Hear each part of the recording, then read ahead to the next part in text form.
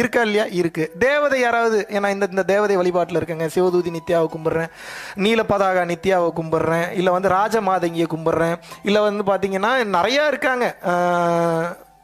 இன்னும் சைனீஸ் சைட்லாம் போனீங்க அப்படின்னா ஓம் தாரே துத்தாரே தூரே சோஹா, அதை க்ரீன் ஏஞ்சல்ஸ்ன்னு சொல்லுவாங்க, பிளாக் ஏஞ்சல்ஸ்ன்னு சொல்லுவாங்க. ஒன்றும் தவறு இல்லை. இந்த மாதிரி ஏதோ ஒரு உங்களை மீறிய சக்தி மேலே உங்களுக்கு நம்பிக்கை இருக்கா இல்லையா? அது என்னைக்காவது உங்கள்கிட்ட பேசியிருக்கா? லைவாக பேசியிருக்கா?